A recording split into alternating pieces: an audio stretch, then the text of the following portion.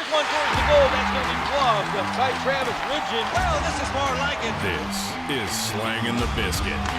Here's Travis Ridgen and Dave Wheeler. Ladies and gentlemen, welcome back to Sling the Biscuit and our interview series. Today's guest is a third-round pick of the San Jose Sharks. He was a starting goalie for Team Canada at the World Juniors not too many moons ago, and the pride of North Vegas, the North Bay Battalion in the Ontario Hockey League, Mr. Ben Gaudreau. Welcome to the show. Thank you very much. Thanks for having me. Yeah, good to see you. Congratulations on the new contract coming back to Canada. You got to be excited. Yeah, no, it'll be awesome to be back home. My grandpa's actually from Three Rivers, so it'll be nice to kind of explore that area a little bit and get familiar with Quebec. How's your français?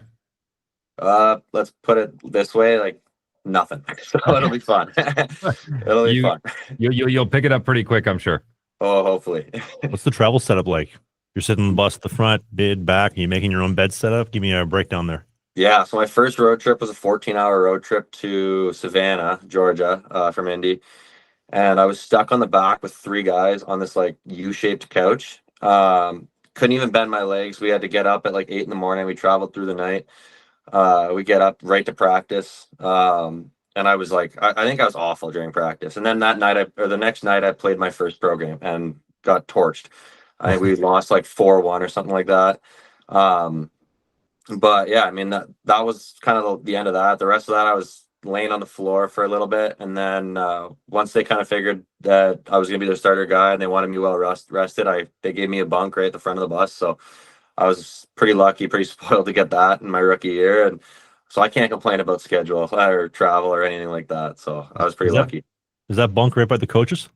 It's like right behind them, technically. There's like the washroom, then the door, and then there's the bunk start up, and I was right middle bunk on the left, I think, if you walk in. Yeah, the left. So it wasn't too bad at all. That's an early bedtime every time.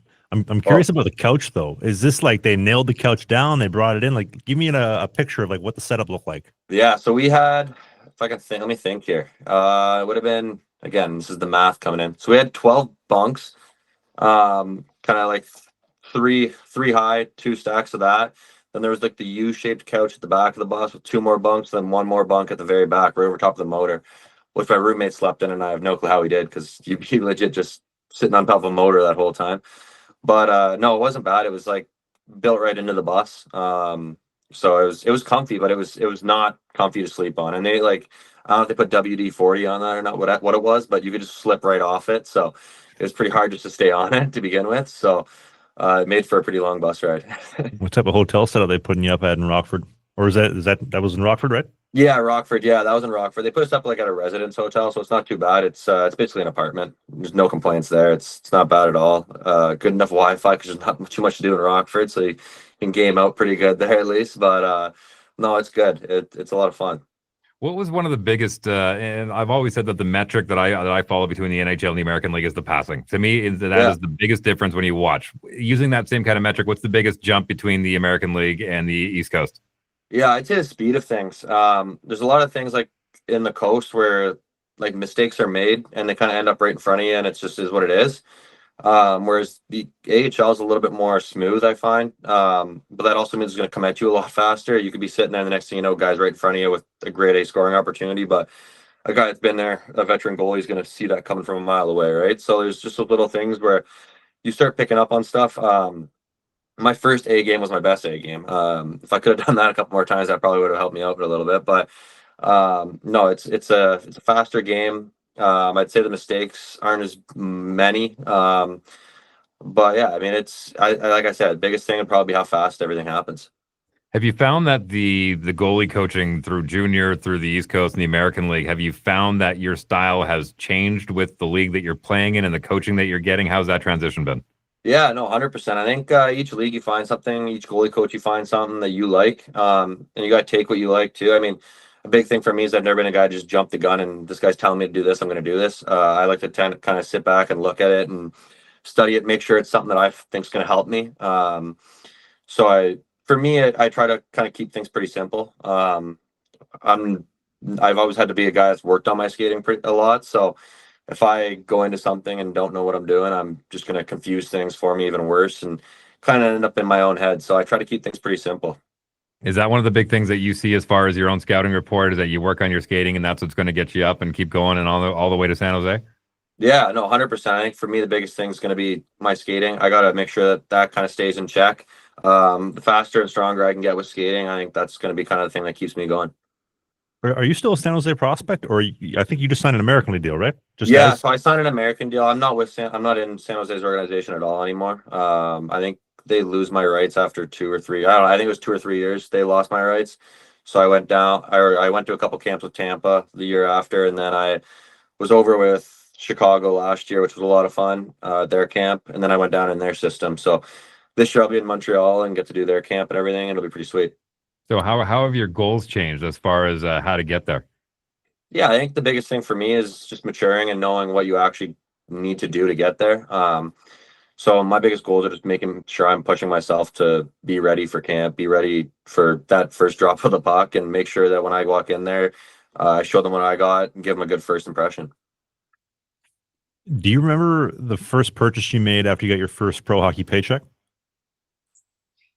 Not including the dog. I like, you'd know how it would be in the coast. It's not a pretty paycheck. I think I remember when I like some of the big purchases. Like my biggest purchase was a new fishing reel last year. It was like a $500-$600 fishing reel. So that one I had to pull the bank out for that one. But that's about it. Like I tried to save most of it.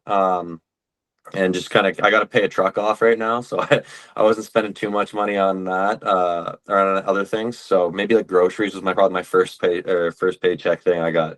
Was there any signing bonuses though, like along the way?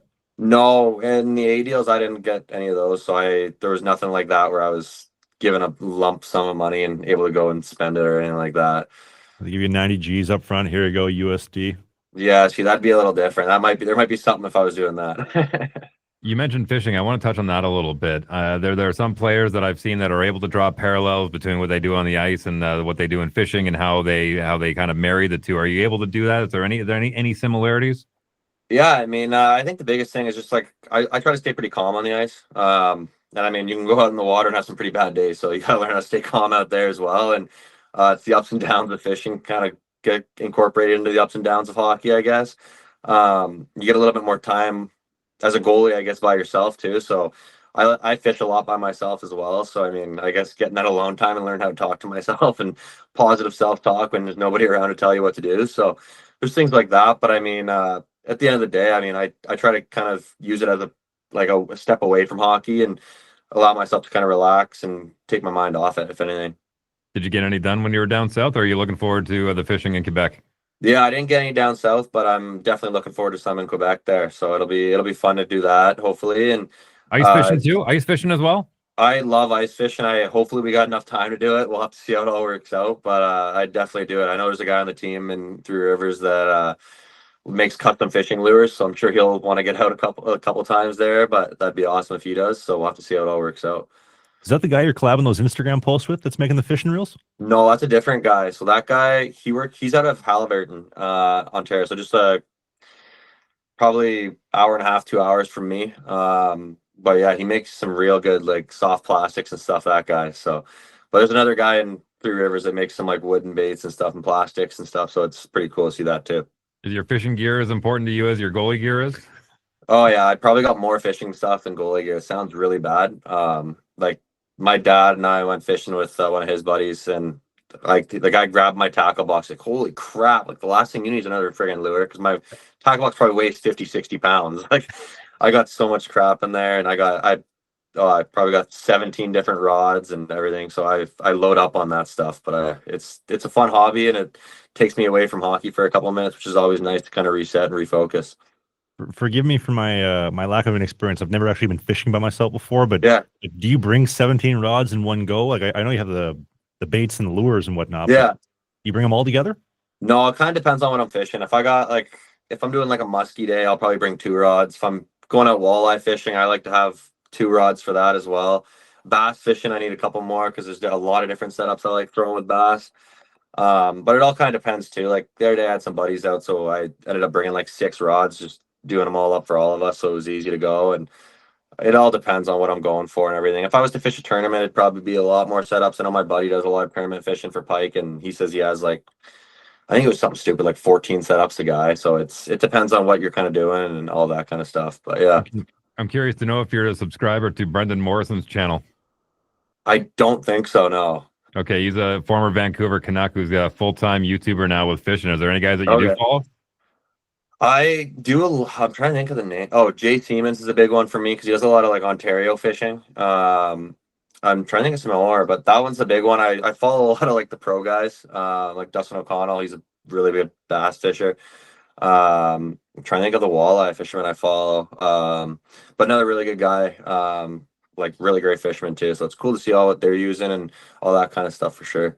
Do you flex any of your big catches on social media? Oh yeah, my Instagram this year has been, I think this summer all I posted is fish. So I caught a nice salmon the other day, threw that up there, some nice lake trout start of the summer. So there's been a little bit of everything. Threw a bear up on there too, my buddy and I got. So a little bit of everything. Saw that. I like the salmon one. It was a nice big fish. Yeah, it was a nice fish. I mean, we got meat for days out of that thing too, which is a lot of fun. So yeah. I have to take me and pop my cherry. I've never caught my own fish personally. Oh, we got to do it for sure then. Where would we go? What's the best spot to go that you've been to? It depends. Honest to God, I did this guided service for lake trout this year. We had a couple of buddies and we went down, did a camping trip there, and we were on, I think it's called Opiongo Lake. And the lake trout in that lake were unbelievable. And the guide service that we had with Opiongo Lake Guide Service, Jay, he took us out a couple times. I think I've been out with him 3 times this summer. And he's more of a buddy than a guide to me. He's an awesome guy. We go out there, have a great time every day. We have a shore lunch. It's a lot of fun. It's a pretty remote lake too. No service on the lake at all. It's a lot of fun. There's one entry point onto it, and it's a lot of fun out there. And there's a lot of fish. Like the one day we caught like over 40 lake trout. So I mean, it can tally up real quick. Yeah. You a fisherman, Dave? I have no. The easy answer is no. I prefer being out on the golf course. That's for I fish for birdies. You got 2 rods, Benny? What's that? Sorry. You got 2 rods, Benny? I got lots. Listen, back to hockey. I want to touch on the World Juniors as far as your experience there. And I'm curious to know, do you almost feel kind of spoiled looking at all these top names, guys that you played against throughout the season, guys from the Western League and all over the place? Do you kind of feel spoiled being in that locker room, then going out and playing and seeing the kind of success you guys had? Yeah, no, 100%. I mean, I had a little bit of a rough tournament there. My first game didn't go too well. I was able to bounce back with a nice, quick little 11-shot shutout. But I mean, it was a lot of fun. I mean, you look around the room, we had great guys. My roommate in Sarnia, Ethan Del Mastro, who I ended up playing with in Rockford as well, was there. So it was a lot of fun spending that time with him. Getting to see a guy like Connor Bedard out there. I mean, you can never complain. Seeing the things that he did there was actually ridiculous. There's no other way to put it. Watching something like that happen in front of you. I mean, the amount of times we'd look down the bench, just be like shaking our heads, like, what is going on? So it was a lot of fun. Great group of guys, great coaching staff. And I mean, the fans supported us really well too, which was a lot of fun. And I mean, Halifax was a great spot to be too. I mean, it doesn't get much better than being in your own country to do it. And having a spot like Halifax was really cool. Did you get any fishing in while you were there? Now that I wish we definitely didn't have enough time. That would have been unbelievable. But I got to eat some fish, but it was a pretty sick spot. Are the donair? You know what? I didn't get any of those in me. I was legit, honestly. We went to a couple of restaurants of where lobster is taken, and he tries a donair while in Halifax. Yeah. Well, what do you expect, eh? Come on, man, I love poor people food. Same here. Yeah, I went to Norway. The first thing I got was kebab. Poor people food in Europe. Although they put kebab and French fries in the pizza in Norway, which is pretty good. Listen, he brought it up, and I know you're young, you're fresh, you just finished your first year, but I'm sure the conversation around the locker room has led to how many years do you spend in the East Coast or the American League before you start thinking about, if I didn't get my fair shake in the NHL, when do you start thinking about Europe? Yeah, I mean, it's something I've always been thinking about. I mean, it's something where if the offer was right and I wasn't getting stuff in North America, it'd be something that I'd do for sure. I mean, it's everything I hear from people that go over there, they love it. So it's definitely not something that I'm throwing out the window and not doing. It'd be a lot of fun, I think. I mean, it's a new experience, and to live in Europe would be pretty cool too, I think. But yeah, I mean, it all kind of depends on, for me, it's depending on how it's up to me at the end of the day. If I gotta show well enough where I don't have to go, but I mean, if I have to go, it's not something that I'm opposed to for sure. Well, I like hearing that. It's up to you because, like I said, maybe you didn't get the shot that you feel like you deserved, especially after, like you said, a really good World Junior tournament outside of that first game, and kind of taking things in stride, going, maybe I need to do more. I like that attitude. Yeah. No, 100%. I mean, you can't put the blame on anybody else. You got to kind of do your own job, and I think that's something that my parents have put onto me. I mean, you don't just get there without doing anything. So it's a lot of work to get there, and I got to do it. So I'm not going to shy away from it for sure. You think one of the good things about being a goaltender, though, like in the grand scheme of life and sports specifically as well, but in goaltending, like there's really nobody else to blame. Like you make your own mistakes, so like you have no choice but to take pure 100% personal accountability and reflect and kind of go from there. No, exactly. I mean, I always say this, like middle of the game, I'm never taking responsibility. Like, you know what? I'm blaming it all on you guys. But the second I look at it after the game, yeah, it's my fault. I like to kind of throw that out the window during the game just so that I'm not focusing on like, because I'll be the guy that sits there and like think in my head, like I should have done this, I should have done that. So in the middle of the game, it's you know what? That guy shouldn't let that guy get around him. But I mean, it's at the end of the day, I mean, you got to make that save. It's you're there for a reason. If that guy just got around him and scored every time, they wouldn't have a goalie in net. So you're there for a reason. You got to stop the puck, whether it's a slot shot, a point shot, a shot from the other end of the ice. You got to be there to stop that puck, and it's on you whatever happens with that puck. Is there a goalie coach that comes to mind? You've had the experience with San Jose and going to their development camps. I do have to point out, I love the red Team Canada set with the Sarnia bucket and the blue San Jose Sharks jersey. What a great combo that was. The whole rainbow colorways, Roy G. Biv. But of all the development camps that you've been to, you've met different goalie coaches and a lot of goaltenders. Is there one that stands out in your mind when you say, like, that guy was really intelligent, that guy was really smart? I'm really glad I got to pick this guy's brain. Yeah, I mean, I'd almost be unfair to say just one of them. Like, honest to God, every goalie coach that I've worked with, I've been really lucky. They've all had great things to say. I think Tampa was pretty special. There's some really good goalie coaches there, whether I was with the Syracuse guys or Tampa guys. They really helped me out a lot.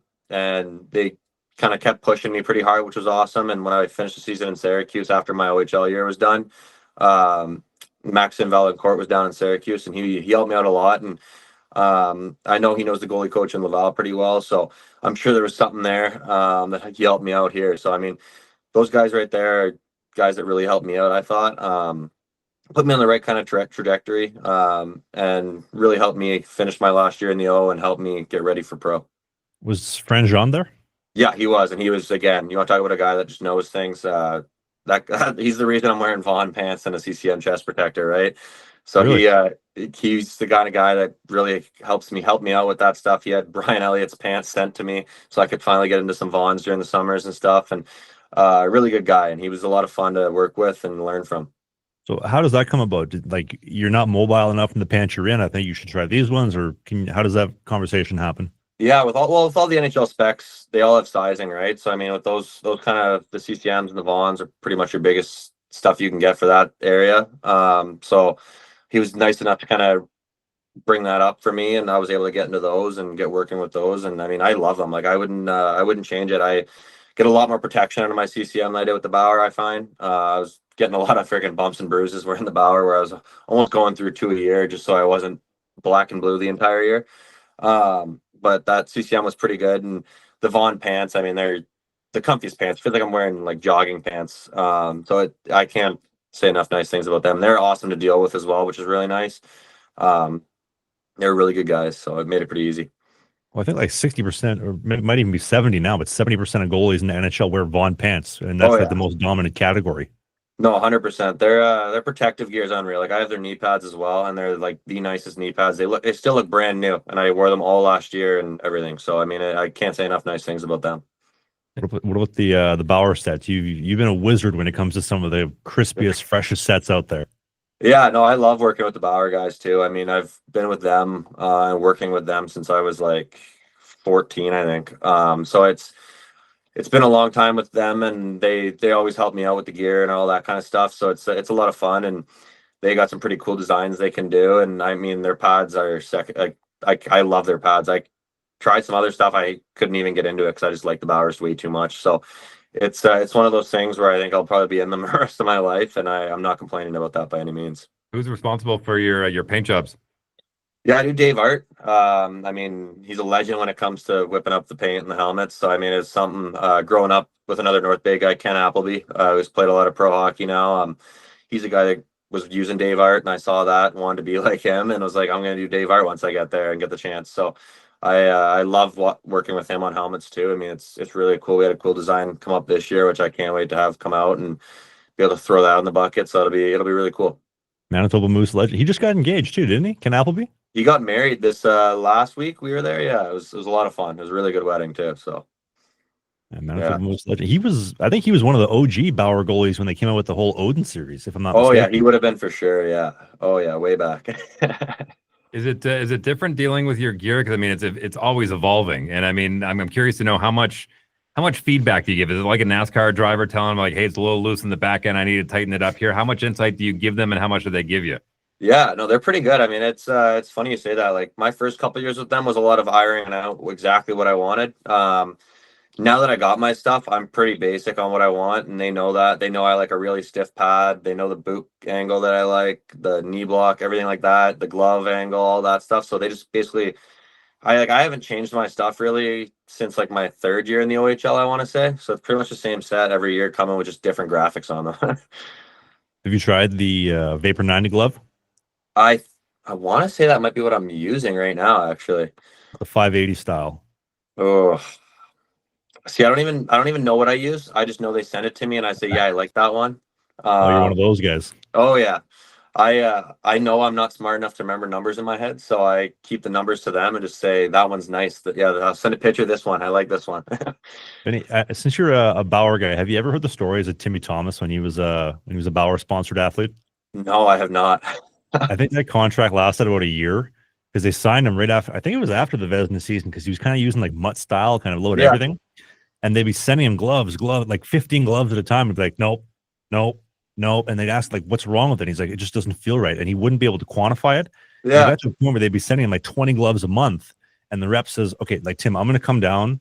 I want you to show me, like, demonstrate to me what's wrong because we want to get you taken care of. Yeah. And he still wouldn't. You just say, like, the feel wasn't right.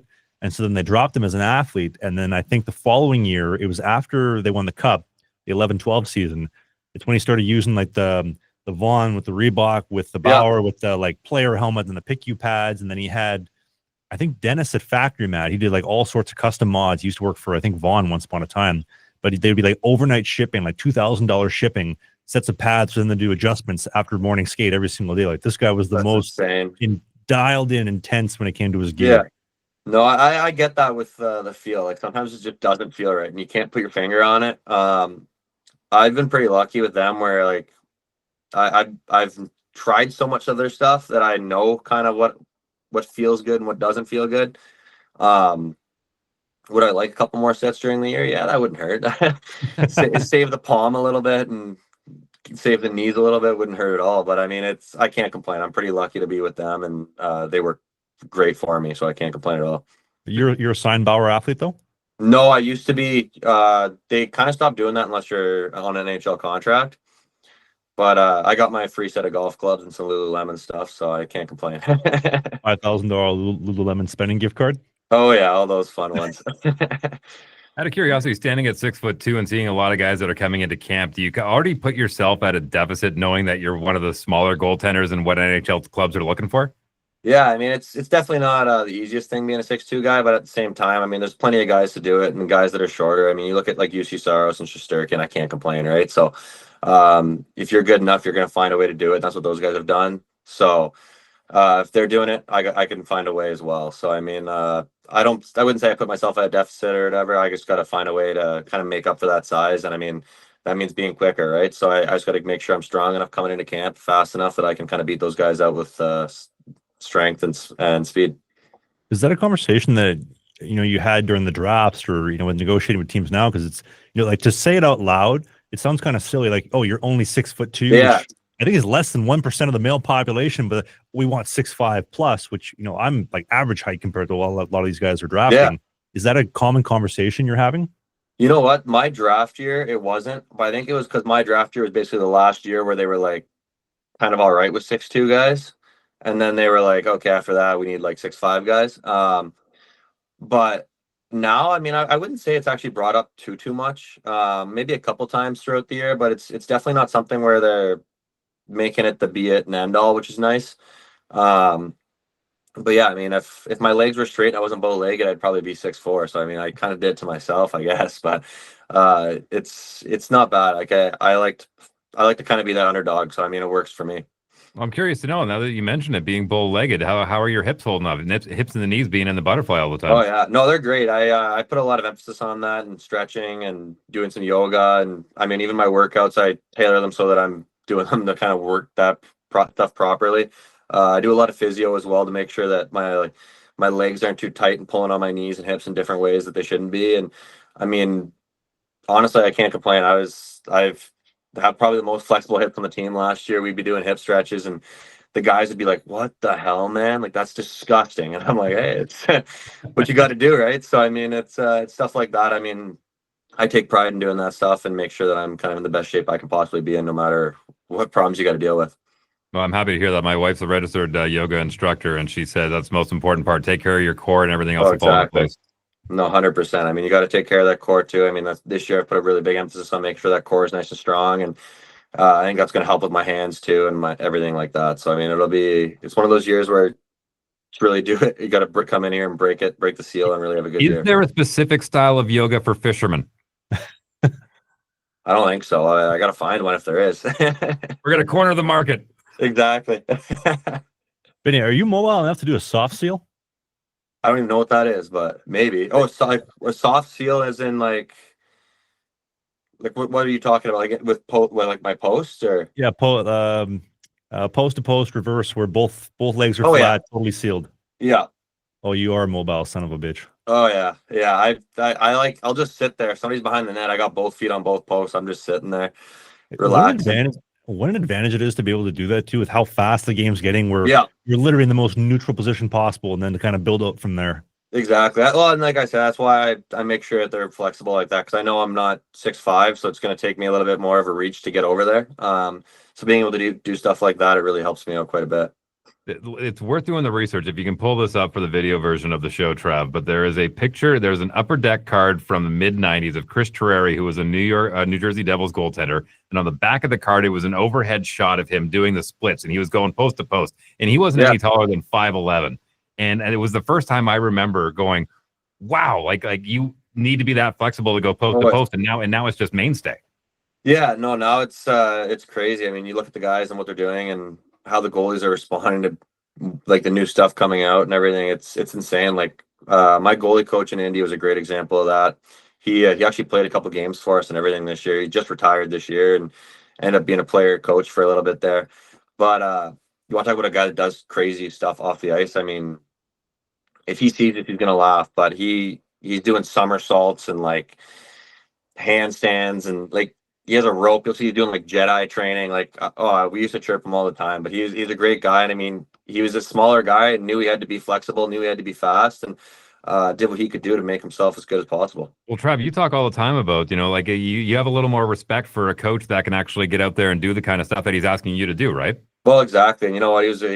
He was a buddy too. Like it was a really nice relationship we had, and he helped me a lot. And it was just, I can't thank him enough for sure for the year. I mean, he was one of the guys that kept you sane during the down parts of the year. So it was a lot of fun hanging out with him. And I mean, we'd go grab lunch and just talk about hockey or talk about something else completely different. And we still talk for like almost every day in the summer. So he's a great guy and a great friend too. Have any more standard questions before I start unloading the goalie questions? Go for it. You guys nerd out. Yeah, here we go. Benny, who was the guy you looked up to growing up? It's gonna be a crazy answer. So when I was real young, the guy that got me into it was Vesa Toskala. No clue why.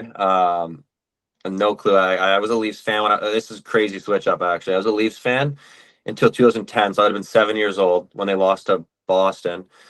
And that really pissed me off. I remember coming upstairs like full temper tantrum, just pissed right off. And I switched that year. I wasn't a fan of anybody for like a couple of years. And then my goalie coach was a Montreal fan. So I think when I was like 13, I kind of found another team, and I was Montreal, which is a complete switch from being a Toronto fan. And then I really started. You saved yourself a lot of heartache, for the record. Exactly.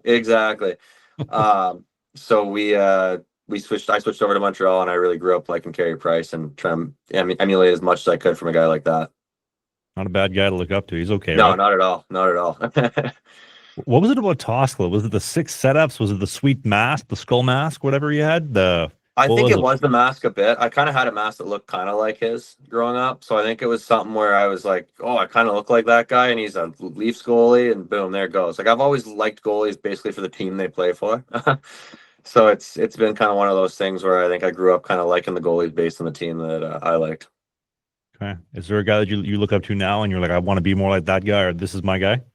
Yeah, I mean, I think there's guys when I look at a guy like Shesterkin. I mean, that's like a guy that plays the puck well, moves fast, and is just athletic as crap. I mean, it's something that I love watching, and if I could even become half a goalie of him, I mean, that'd be freaking awesome. So I Would you mean, there's take his guys like temper too? that. But what's that? Sorry? Would you take his temper too? Oh, I probably have a worse temper, so I mean, I can't complain at all about that.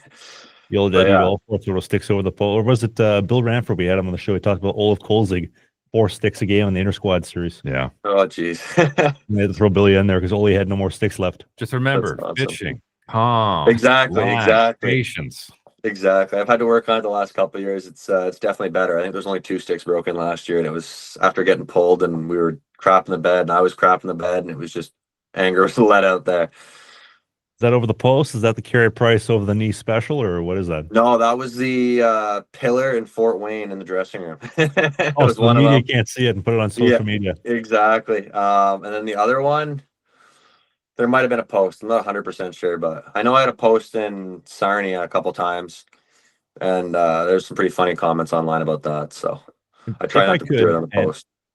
if I couldn't, we can chop this if you want to after, but playing for the World Juniors where like all the media is on you. Yeah. And being a higher draft pick and all the media that comes with hockey. And I know that you have the hockey media training, and obviously we're trying to coax out some good answers out of you despite that. But is that like a serious concern where you're like you're trying to give as little as possible, and so that they don't bury you because the media is just so They're looking for that audio. yeah, they're looking to make you look bad. Yeah. No, 100%. I mean, it's kind of how it goes now. I mean, I think even when outside of hockey and stuff, everybody's trying to make everybody look bad right now. And it's crazy to think you could kind of end your whole career just based off of something you said online, right? So, I mean, you got to take everything in responsibly and try to make your best response as possible. And then, yeah, I mean, there's stuff like that. Like, I mean, the DMs that I got after that first Team Canada game, I had people telling me to kill myself, quit hockey, like you're trash, all that. I mean, I could have chose to go and respond to them. And I mean, God forbid one of them takes a screenshot, throws it up. I mean, I'm done, right? So there's little things like that where you got to be smart about it, and you just got to kind of take a deep breath and move on. Do you mind if we dig into that just for a second and Yeah. be as respectful as possible? Like you're like, I get how good you are, right? Like you're a 3rd round pick, you're an OHL goalie. I was never good enough to play in the CHL. And so like, I know from, scraping the bottom barrel in the Fed to where you are, I'm like, that's a really nasty goalie. But for average Joe Blow sitting on the couch, 100 pounds overweight, watching you play for Team Canada and is like, you're terrible. I could do better. It's like, you have no idea. You're so delusional. But like, how do you compartmentalize that when you're on the world stage and you got TSN, you got every media outlet, I'm sure, tagging you on Instagram, and then you have, I would assume, 2,000 messages after the game telling you to go off. Is that fair? Like 2,000 messages to off yourself? Yeah, I had quite a few. I mean, I don't know if it was up to 2,000. I probably would say that I probably got like 200 DMs. If you go on my one post, it's the one right before my World Junior one. There's still comments on that one. But I mean, at the same time, there's a lot of people that were standing up for me too. So I mean, that helps you get through it, right? There was a lot of people that were in there saying like, well, ripping the people that were coming to my Instagram and also saying, hey, it's not your fault. Like it's team game. So I mean, there's a lot of people that were also in there and helping me out. And I mean, it helps when you have a great group of guys in the room as well. And I've always been taught to not really care what people say. Like you said, I mean, those guys are sitting up on their couch down in their basement right now doing who knows what. So it doesn't really matter what they think, and it's more so what I think, as if I can look in the mirror at the end of the day and say I gave my best and gave my all, and that's kind of what matters to me. So I mean, well, and listen, take this for what it's worth, but I mean, from a psychological standpoint, the idea is that you are a 2-dimensional object on that screen. To them, you are nothing more real than a cartoon that they watch with Wile E. Coyote and the Roadrunner, right? So in the same respect, you got to treat it the same way on the other end. These are not real people. 100%. These are not real people who would make these comments to your face or say this. This is nothing more than just some words and code on a screen. That's all it is. Exactly. No, exactly. So I mean, I think I've only had one instance where somebody's actually said something to my face off the ice, and it was like a 6-year-old kid in Sault Ste. Marie, and his dad just stood there and watched the whole thing. But I mean, it was pretty funny. I was able to give his dad. I looked at Was his it a good dad chirp kind at least? Was it a good chirp? of. He came up to me and it was after a game. He was probably, I'd say he's a 13-year-old kid. He came up to me and he goes, just so you know, like, or he goes, is Ben Gaudreau coming out? And I'm like, yeah, it's me. And he goes, like, thing this kid's gonna want like an autograph or something, right? Like, way too high on my horse. And he goes, yeah, like, just so you know, if you want, like, Charlie Schenkel, like the goalie I was playing against, he goes, Charlie Schenkel can give you some goalie lessons. And I just kind of laughed. And I was like, he's undrafted and I went 7th overall. I think I'd do just fine giving him lessons maybe. And I kind of walked away, looked at the dad. I was like, real nice. Like, great job, buddy. You're raising a good one. But like, it's funny. Like, you know what? You can kind of laugh about it later on and everything. But I mean, I mean, good on the kid. I mean, at that age, I would not have had the balls to come up and say something like that. So good on him. I was gonna say, at that age, at that point, considering like how much cowards people in the online world are, Yeah. you almost have to respect it. Like, this kid had the balls to tell me that I Well, suck. that's what I mean. Like, I can't even get mad at the kid. Like, freaking good on him. Like, if I was that age doing, like, I still wouldn't go up to a guy and say that. So I mean, good on him. Did you have anything like that in Halifax, where I would assume you guys maybe just go straight to the hotel or have a meal, whatever, but somebody says something to you out in public, or is that really the only in person? That was really the only in person. I mean, obviously I got chirped on the bench. There's a good one actually. Like the Sioux was the only spot I really got chirped. Honest to God. There's another one. So there was this lady that sat behind the bench, and she just loved beaking the boys. Like, it was just like she made it her life goal to just chirp everybody. And it was my rookie year, and they brought me to the Sioux as a scratch. And we were like, you know what? We're gonna sit right behind her so she doesn't say anything the whole game. So we sat right behind her. She kept her mouth shut the entire game. We go to walk down into the tunnel like after the game, and she like sees me and goes, "How's it feel to be an 8th overall pick sitting in the stands?" I looked at her. I was like, "Actually, I went 7th," and just kept walking. I was like, "Oh, like, that was my best big dog moment right there." It was like, can't even get it right. Like, so I mean, it's fun. Like, you know what I mean? They're there for a reason. I mean, they love chirping. Yeah, like. There was a couple this year too. I guess Fort Wayne. Fort Wayne loved chirping me. There's some good ones. Like, you know what? It's fun. Like, I like it. Keeps me going. I see videos online too. There was one in Adirondack. Somebody was chirping me. I completely forget what they said. But I mean, I was actually dying laughing to it. Like, it's pretty funny. It gets you going too, which is nice and gets Well, the and again, I momentum mean, up. what do you remember more? The cities that you go into where at least they have lighthearted fans who are willing to chirp you a little bit, or the ones where they all get their hands on their knees, right? Well, exactly. So I mean, it's a lot of fun. Like, we were giving it back to our Adirondack all the time, and like we won some big games in Fort Wayne where we won. I'd give the biggest sally possible. Like, I'm gonna let you know. And I mean, we went back and forth, and it's pretty fun. And uh, like you said, you're gonna remember those games way more than the ones that you go in there, they sit there quietly or whatever and don't say anything. So I mean, it's a lot of fun to me, and it gets me going. And don't let them know, but it usually gets me playing a little bit better too. You got to give her the old ask her off, flip the net, and do some push-ups or bench Yeah, press. I saw that. I mean, I'm not taking the chance of that net coming down on me. With my luck, I'd pull it down too fast or something. Wouldn't be able to stop it and look like an idiot. So You get trapped in there. yeah, get trapped or something. That'd be my luck. When guys are chirping you on Instagram, like what you just mentioned, is it like an Instagram story like, Benny, you suck? They just like straight DM me. I had so many like straight just them DMing me or like in my Instagram comments. But I mean, like I said, it's pretty funny. It gets you going. I mean, you just gotta move on. Like, I think the next day I did an interview with TSN or whatever, and like I think I was literally laughing in the interview. Like, you gotta find a way to move on. I mean, you can't live in the past. It's over. As much as I'd love to go back and post a shutout or do whatever and try to make the best case for myself, I mean, there's nothing you can do about it. So you got to kind of move on and get to the next one. A couple more questions for you here before you let you go, and thanks for taking the time too, by the way. But out of curiosity, going into your second year, especially making that jump from junior to pro, which a lot of people don't really appreciate how big of a jump it is, especially in the schedule. Because I mean, you're now an adult. It's like, okay, this is now your job, and as far as being able to manage that off time and what you do with it, do you feel like you're gonna have a better handle on that going in your second year? Yeah, I was pretty lucky. My billets that I had in Erie were unbelievable, and they really helped me kind of like grow into like an adult before I was able to even get to pro hockey, which was really nice. So I mean, they were a big help in that, I thought, really, to be honest with you. Like, my billet mom gave me like a full cooking book and everything, and they were really great people. And I mean, even the same with my Sarnia billets, they really helped me out too. So I mean, going in, I felt that I actually manage my time pretty well. I mean, I'm a pretty chill guy.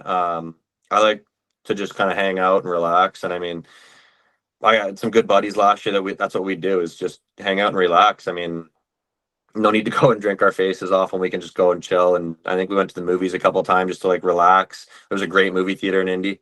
So I mean, it made it a lot of fun. And we just literally just chill, and we'd hang out, whether we'd go for a walk or something. So there's little things like that where you take your mind off it, relax, reset, make your body feel a little bit better, and you're ready to go the next day, and you can move on to the next game too. I can't help but notice you're sitting on a pretty sick gaming chair. What are you what are you playing when paddles are up? You know what? It's there's a couple things. I got my PC, which my buddies and I like playing the racing games. Got the steering wheel and everything for that. I don't know if I'll bring that to Quebec. That's a little bit of a you're bringing that around. Nah, you're bringing that. Might have to. But my PlayStation, I'm usually playing like some Rainbow Six on there with my one buddy. We dial in on that. The one day I brought my PlayStation over to his room. I think most of the team was going out to the bar, and I was like, I can't, man. I was like, we just had a 3-3. I'm exhausted. Like, I just want to chill. And he goes, honestly, the same. So we ended up just kind of chilling in his room. We brought my PlayStation over. We played R6 for the night. So we find a way to that's another way of just of chilling and relaxing. So it takes your mind off of hockey too, which is nice. I mean, you have a bad game, you go hop on the stage with the buddies, and I mean, we'd be just dying laughing on there. So you find a way to get over it pretty quickly. Being home this summer, give me an over-under on how many times your door gets knocked on to play road hockey with the kids in the neighborhood. You know what? I live on a dirt road, so there's not too much hockey going on that dirt road. I've been asked to come out to a couple skates and stuff and go talk to some teams and stuff, but it's awesome. I mean, growing up with having Ken Appleby around, like I said earlier, that guy did the same for me. So I mean, it's good to give back, and we got there's actually a really good hockey player down the road. His dad, Robin Boucher, actually played for the Windsor Spitfires. So I mean, it's a lot of fun seeing him kind of grow up too, and hoping the best for him. And he's something in the water up there. What's going on? You got a lot of good products up there. Exactly. I mean, there's something in the water, the dirt road. It helps you out. I mean, the kid's running on a dirt road every day. So I mean, if that doesn't show you how much he wants it, I don't know what will, right? So I mean, it's a gritty town, and I think that's kind of what helps out the kids up here. I mean, it's a fun hockey town. Everybody loves it here. Obviously, having the battalion in North Bay, it's a pretty big staple for everybody here. Cool, man. You got anything else? I'm good, man. Honestly, we really appreciate your time. All the best of luck this season, and looking forward to seeing you climb the ranks, man. I think you deserve it, and I think you got the talent and skill to do it. No, thank you very much. It was awesome to get on here with you guys and chat hockey and fishing for a little bit there. Thank you. Well, one last question I got for you. Custom Bauer said, what's the next graphic you're going to do? Any throwbacks? Any custom stuff? I can't even lie. This is my most boring one yet, probably. I'm getting old, I guess. My maturity's starting to come in. I'm just like, keep it simple. Like, you're a pro now. You can't be doing anything crazy. So I got a pretty simple, I think it's I'm trying to even remember what set it is. It's like it's a new one that Bauer's doing. Is it the Flylight? Maybe that's it. Yeah, I think that's it. They got so many freaking names now, I can't remember anything. But yeah, it's a pretty basic set. I sent it to a couple of my buddies, and they're like, "Man, you got to throw some more color on it. It's boring." But so I threw a little bit more, but it's pretty chill. I can't lie, it's pretty tame this year. Are you familiar with the story of Garrett Sparks and the checkerboard pads and the Leafs telling him to gas them? I wouldn't doubt them telling him to gas those. I got told to gas like my all black pads when I was in Sarnia. Really? Oh yeah, they did not. Well, my goalie coach there didn't like the black ones, and then I did those the throwback pads there, and they didn't really like those either because they were pretty skinny. Like, they looked skinny, and I agree with them on that. So I probably shouldn't have done those for World Juniors. Maybe I would have made a couple more saves, but we'll blame the gear, right? Yeah, I mean, they like to tell you what you can and can't do, and I mean, I've been lucky this year and the last year too. I mean, I've kind of calmed down with them, and just keeping it pretty simple now. Well, I know the Red Deer Rebels, nobody gets custom gear, white helmet, white pads, black pads. That's really it. You're no red, like you're expendable, right? Like, there's nothing custom here happening. That's like the New York Yankees of the Western League. It kind of, yeah. They've always been like that with the Sutters, but the Garrett Sparks story is because I guess they didn't have a whole lot of optimism for the guy. And then he kind of was thrust into the spotlight. He's got these sick checkerboard pads that he started with the Orlando Solar Bears, might be going out to the Marlies, plays a little bit. And then I think towards the end of the season, they told him, like, this is too much about you, fella. Like, you got to get rid of the checkerboards, even though he's paying tribute to one of the greatest Leafs legends of all time, Trevor Kidd, Manitoba boy, a la Dougal Manitoba. Mm-hmm. And then he kind of went back to the basics, and he'd do like the whited out checkerboard. But For me, obviously, I'm biased. That's one of my favorite, if not my favorite setup of all time. Do you have one that comes to mind? We'll let you go after that. Well, I don't know if I have one of all time, to be honest. It sounds bad, but I've never been a big gear nerd. Like I had some decent sets growing up, nothing special. Like my favorite set growing up for myself was the Warrior Swaggers. Those were funny as heck. I still think those are the funniest looking pads. But like I'm trying to think. I can't. Nothing really comes to mind. Like some of the Carey Price, like the Carey Price Vons are pretty sweet. I like those a lot. The last one he did, the all white, the clean slots, and that was it the no, it wasn't the Vision. It was the Velocity with the like spiral fire kind of graph. Yeah. No, so I can't, like, there's nothing that really pops up. I think if I had to say one, I mean, and liking the guy too, I mean, it's pretty hard not to like his pads and setups and everything. But even though it was like he chilled out quite a bit his last couple of years, right? So I think I kind of got to that stage now. Well, you become mature and you like the all white, mostly white, plain Jane setups, right? Exactly. The fish are biting. Give the man an outro. Anyway, thank you very much for coming on, Benny. This is Sling the Biscuit. This is a part of our summer interview series. We do new episodes every single Sunday at 11 a.m. Eastern, 10 in the prairies, 9 in the foothills of Calgary, 8 in the Pacific Northwest. I'm Travis. That's Dave. That's Ben Gaudreau. Thanks for watching. We'll see you next week.